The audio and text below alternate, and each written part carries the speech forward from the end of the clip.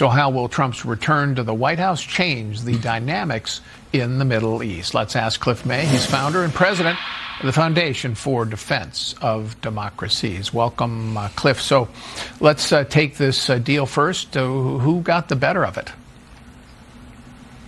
Well, I'm not sure we know exactly. I think most Israelis think it's a bad deal, but one that you had to take because the hostages who are survive after all these days, and it's more than a year, those hostages don't have much time left. Any way you look at it, Israel can take some risks. They can take some risks in part because, in large measure, because they've decimated Hezbollah, because they've weakened the Islamic Republic of Iran, and because of the fall of Bashar al-Assad in Syria, which was kind of a bounce shot from all of that.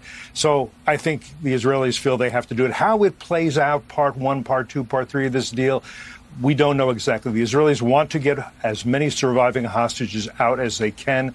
Let my people go, redemption of captives. This is kind of an old idea among the Jewish nation. They're going to do it and then see what comes next. I don't think they're finished with Hamas.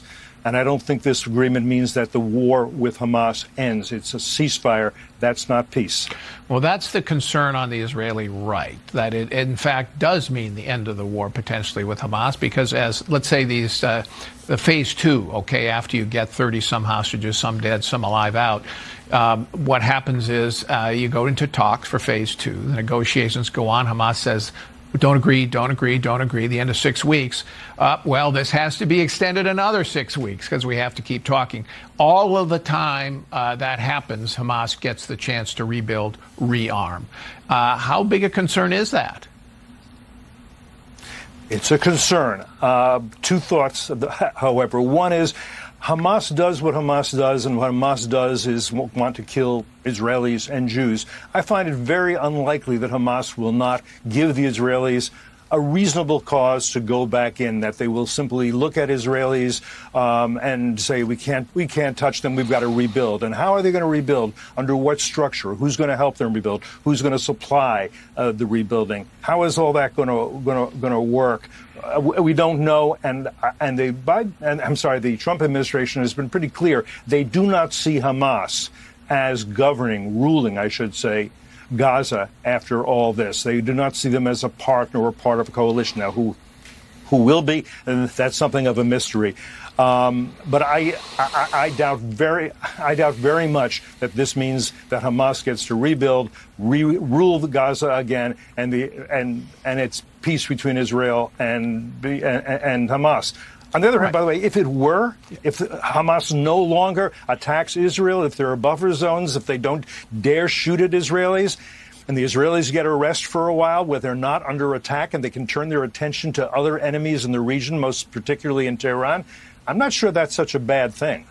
Okay, let me ask you here about one of the dynamics involved, which is that this deal got done at the end of Biden's term after President-elect Trump really entered forcefully. His negotiator, Steve Witkoff, was on hand there with Tony Blinken and the administration's negotiators doing this.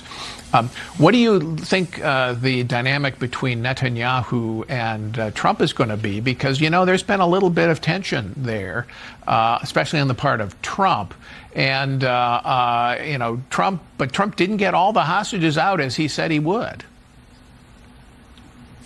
Look, I think that Benjamin Netanyahu knows how important Trump is going to be going forward in the Middle East. There are many things that Netanyahu would like Trump to do, and I think he will work very hard, whatever it takes, to facilitate that. Most particularly, we're talking about the Trump administration having a very different, a more serious, a more realistic approach to the Islamic Republic of Iran. That is, after all, the regime that is behind almost all the conflicts in the Middle East. What we would like to see, what Benjamin Netanyahu would like to see for sure, is a maximum economic pressure campaign restored. Trump's maximum pressure campaign, which lasted only about 2 years, restored to put real pressure on the Islamic Republic of Iran. And even more, we've had presidents for years, one after another, saying, I will not allow this regime to have nuclear weapons and the missiles to deliver them anywhere on Earth. Trump has something on a record of not just saying don't, but meaning don't. He can take care of this. He can do it the U.S. can do it in a couple of days, or they can work through Israel. Maybe it takes a little bit longer.